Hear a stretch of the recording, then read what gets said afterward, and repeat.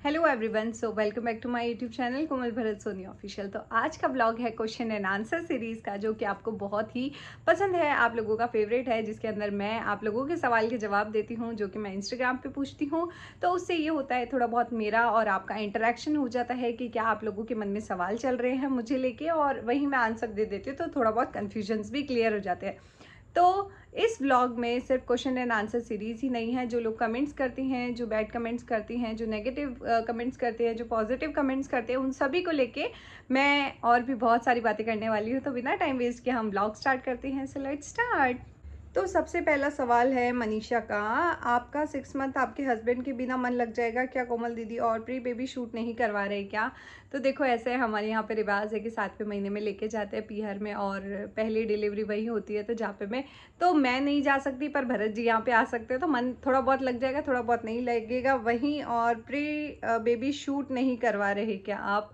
Pre baby shoot करवाऊंगी, but अभी थोड़े time बाद में करवाऊंगी, और मैं उसके लिए ड्रेसेस भी सर्च कर रही हूँ। आप लोगों के कोई नोन में हो जहाँ पे अच्छी अच्छी ड्रेसेस मिलती हो मैटरनिटी शूट्स के लिए, तो आप मुझे सजेस्ट भी कर सकते हो।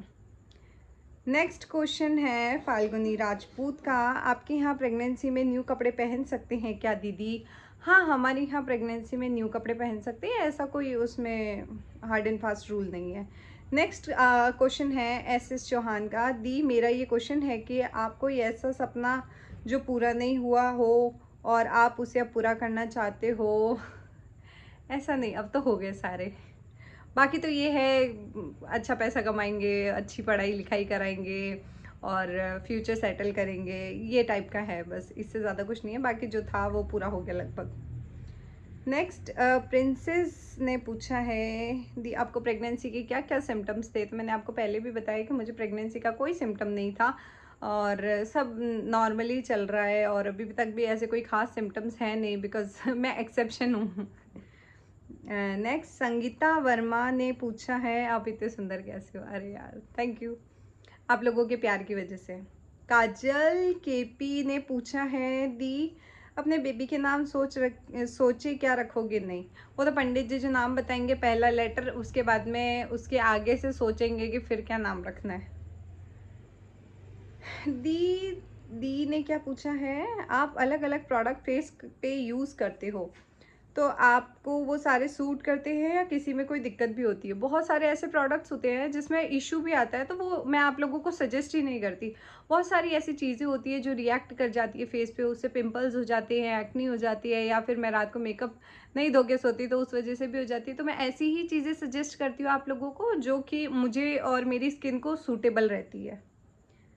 सुरभि ने पूछा है, which delivery you prefer, normal और C section? Obviously normal. Next question, आपका फर्स्ट बेबी है? हाँ जी, मेरा फर्स्ट बेबी है, वो भी after 7 years. Next Kajal Soni, दी आपकी मेहंदी कहाँ गई, मतलब इतनी जल्दी कैसे हट गई? तो ये बहुत ज़्यादा पूछा जाने वाला सवाल था। एक्चुअली हुआ क्या था कि जब मैंने मेहंदी लगाई थी, तो वो मेहंदी एक तो नेचुरली जो थी ना, केमिकल फ्री थी, हर्बल प्रोडक्ट से बनाई हुई थी। उसके बाद में भी जब मेरे हाथ पे लगाई, तो पता नहीं वैक्सिंग की वजह से मेरे हाथ सेंसिटिव थे या क्या हुआ, मेहंदी में कुछ था जिस वजह से मुझे सूट नहीं किया। तो जैसे ही मेहंदी लगाई थी, एक आधे घंटे बाद में मैंने सोचा सूख गई है, इसको हटा देती हूँ। हटा के देखा तो जहाँ से हटा है वहाँ पे पूरे पे स्वेलिंग हो गई थी, और थोड़ा सा आगे देखा तो छाले हो गए थे। तो फिर मैं डर गई, तो फिर मैंने क्या किया, साबुन से पूरी मेहंदी धो दी, हाथ की भी पैर की, तो जितनी रची उतनी चली मुझे, क्योंकि मुझे डर था कि कहीं अगर रिएक्शन हो जाएगा हाथ पे तो फिर छाले हो जाएंगे, तो पूरा हाथ खराब हो जाएगा और पैर खराब हो जाएंगे। तो ये रीज़न था, इस वजह से मेरी मेहंदी नहीं रची थी। गोयल किरण ने पूछा है, कानू आपका रियल बेबी है? कानू मेरे देवर और देवरानी का लड़का है, पर हमारे बेटे जैसा ही है। Are you excited for your baby Samran? हाँ डेफिनेटली यार, किसको नहीं होगी एक्साइटमेंट। नेक्स्ट है क्रेजी क्वीन ने पूछा है, आपने मेहंदी क्यों लगाई? सुना है जब कोई प्रेग्नेंट होता है तो मेहंदी नहीं लगानी चाहिए। हमारे यहाँ पे रिवाज है, जब गोद भराई होती है तब जो लेडी ससुराल से पीहर जाती है तो उसके हाथ में और पैर में मेहंदी लगा के फिर बेचते हैं। पूरी प्रेगनेंसी में सिर्फ एक बार मेहंदी लगती है, वो भी गोद भराई के टाइम पे बस। मनीषा, इस टाइम पर डांस कैसे कर पाते हो? यार देखो, ये चीज़ आप लोगों को बहुत खटकती है शायद, बट जिन लोगों को, जो लेडीज़ गांव में रहती है, जो खेत पे जाती है, काम करती है, वो भी तो सारा काम करती है। कौन बेड रेस्ट करता है? ये कोई बीमारी नहीं है। आप अपने फेज़ में, अगर आपको डॉक्टर ने बेड रेस्ट नहीं बोला तो आप कोई भी काम कर सकते हो। इतना मतलब इसको सीरियसली लेने की ज़रूरत नहीं है। या फिर जो भी है सजेशंस, एडवाइस, वो आपको अपना डॉक्टर देता है, तो उस अकॉर्डिंग काम करते हो। तो वहीं पे मेरे साथ में है कि जो मुझे डॉक्टर ने बोला है वो मैं कर लेती हूँ, जो नहीं बोला वो मैं नहीं करती हूँ, वो चीज़ है।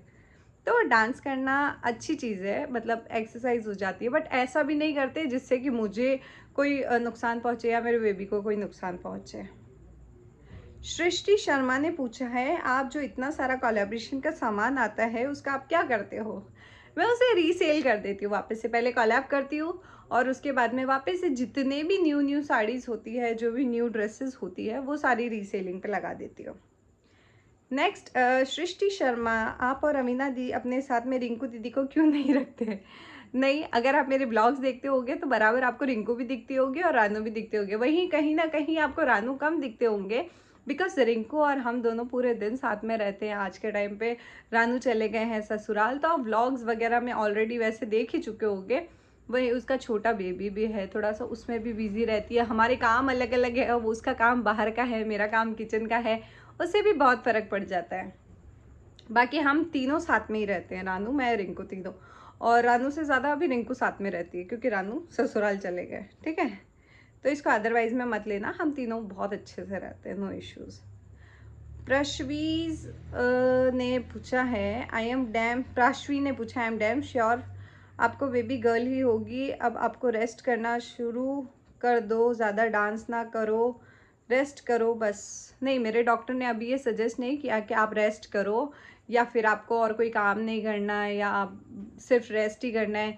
मुझे तो ये बोला है जितना एक्टिव रहोगे उतना अच्छा रहेगा आपके और आपके बेबी के लिए। आप खुद आलसी होगे, आपका बच्चा भी आलसी होएगा। सोनम अखिलेश, अब आप अब डिलीवरी के बाद ही घर आओगे अपने? हाँ, ये मेरे लिए भी एक डीमेरिट है। मेरी इतनी इच्छा होती है कि मैं भी थोड़े दिन जाके ससुराल रह के वापस फिर आऊँ, पर नहीं, मुझे अभी यहीं रहना पड़ेगा काफ़ी लंबे टाइम के लिए। नेक्स्ट है क्यूट प्रिंसेस का क्वेश्चन, क्या करोगे भरत जी के बगैर 6 महीने? यहाँ तो टाइम निकल जाता है, वहाँ क्या करोगे? यहाँ पे मैं कोलैबोरेशन करती हूँ, थोड़ी देर सोती हूँ, उठती हूँ, फिर दीवारें देखती हूँ इधर से उधर, और फिर ऐसे टाइम पास नहीं होता है तो फिर वापस सो जाती हूँ या फ़ोन चलाती हूँ। ऐसे करके मेरा दिन निकालती हूँ जैसे तैसे। पर बोरिंग ही है यार, ससुराल में क्या काम करते हैं, और रिंकू भी है तो हम 2 जने हैं।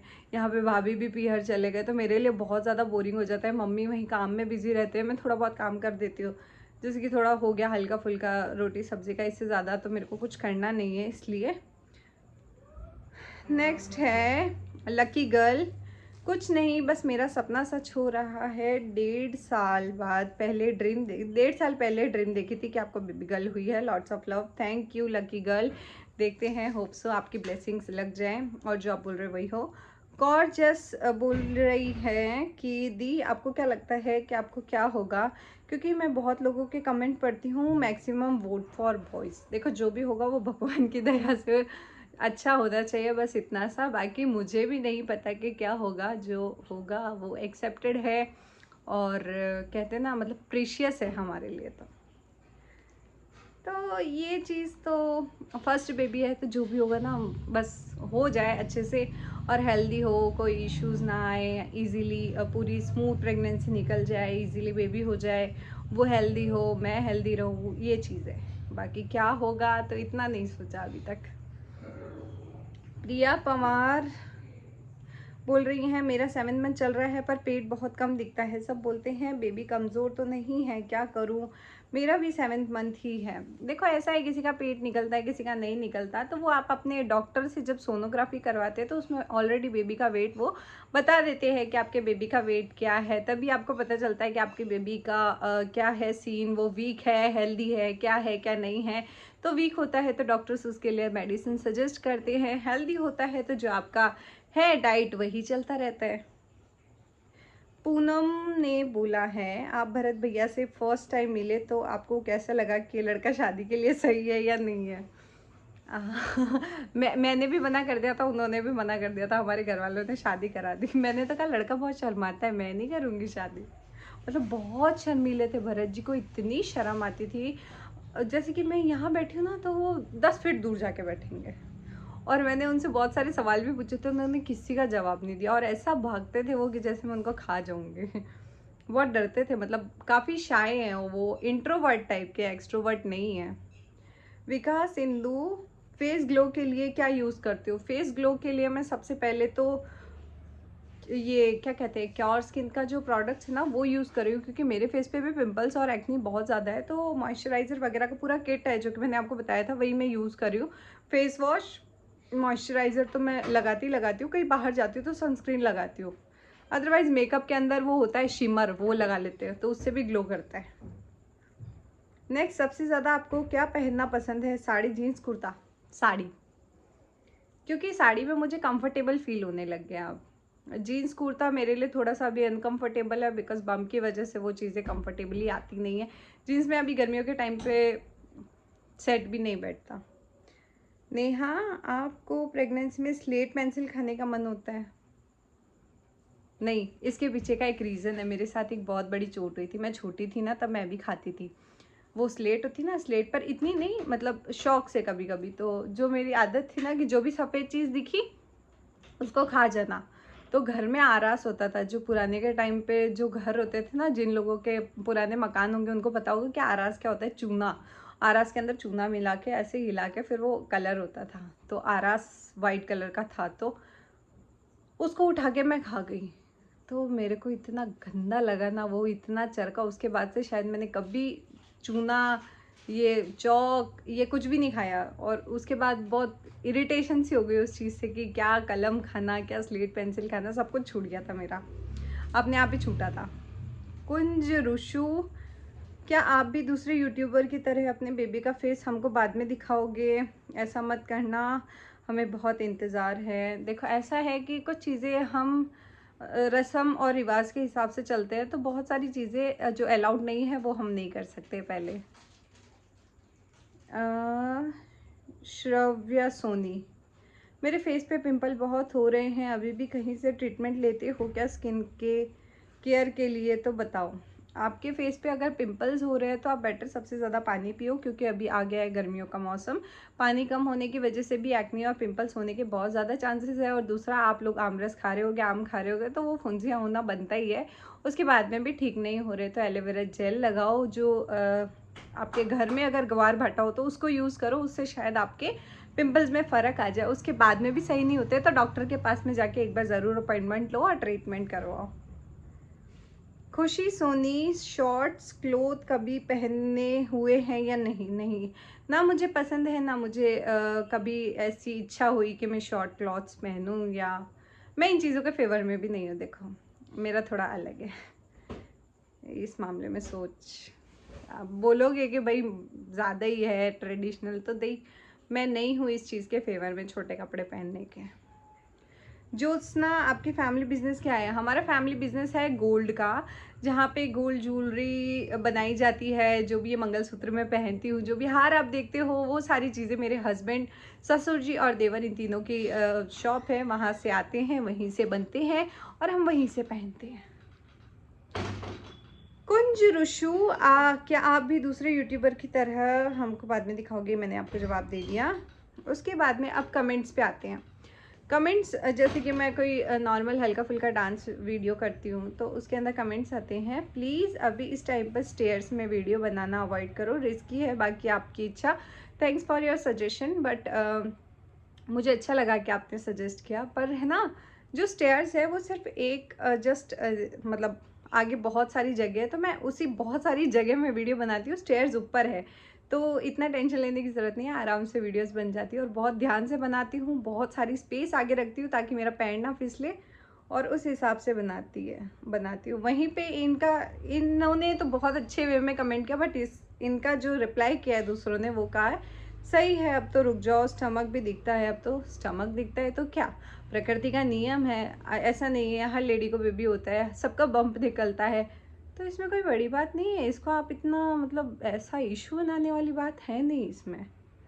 वहीं पे है, इतना सारा ना करके बना रही वीडियो, इतना सारा नाच करके वीडियोस बना रही है, बच्चे पे ध्यान दो, खाओ पियो। 10 सेकंड के अंदर मैं खाते हुए ही वीडियो थोड़ी बनाऊंगी। मतलब पूरा दिन होता है, 24 घंटे होते हैं, उसमें हज़ार काम हम करते हैं, खाते पीते हैं, रेस्ट करते हैं। तो पूरे दिन तो खाएंगे नहीं, रेस्ट करेंगे नहीं। तो जो फ्री टाइम होता है उसमें हम हमारे वीडियोस बनाते हैं, काम करते हैं, और काम करना अच्छी बात होती है। और क्या है, चलो यहाँ तक के हैं। और जैसे बेबी शावर से रिलेटेड भी बोले थे कि क्या क्वेश्चन, क्या कमेंट्स थे कि हाँ आप के ही ऐसा, मतलब इतना दिखावा करने की क्या ज़रूरत है। ऐसा तो देखो, हम लोगों के यहाँ पे रस्म है, रस्म रस्म के अकॉर्डिंग ही होती है, आप लोगों के यहाँ नहीं होती। तो इतना कमेंट्री करने की ज़रूरत नहीं है। आपको नहीं पसंद आते हैं तो आप चुपचाप देख के निकल सकते हैं, अदरवाइज़ कोई इश्यू नहीं है। देखते हैं ब्लॉग्स तो भी थैंक्स, नहीं देखते हैं तो भी थैंक्स। बट जहाँ पे नेगेटिव कमेंट्स करते हैं विदाउट एनी रीज़न, तो वहाँ पे कुछ चीज़ें बिना बोले नहीं रही जाती है कि कोई अच्छे काम में भी अगर आप लोग अच्छा नहीं सोचते हो, उसमें भी आप लोगों को बुरा ही दिखता है, तो फिर मेरे पास कोई वर्ड्स नहीं है ऐसे लोगों के लिए। वहीं जो लोग काफ़ी शुभ चिंतक हैं, बहुत अच्छे अच्छे कमेंट्स भी करते हैं, बहुत प्यार देते हैं हर तरफ से, हर जगह से, उनको थैंक यू सो मच। और आप सभी ने मेरे को बेबी शावर पे इतने सारे ब्लेसिंग्स दिए, उसके लिए थैंक यू, थैंक यू। और जो ब्लॉग पे आपने प्यार दिया है उसके लिए thank you so much. Next blog में जल्दी लेके आऊँगी। अभी मैं यहीं ब्लॉग एंड कर रही हूँ। होप सो आपको ब्लॉग अच्छा लगा होगा। बाकी की बातें हम नेक्स्ट ब्लॉग में करेंगे। So thanks for watching and keep supporting.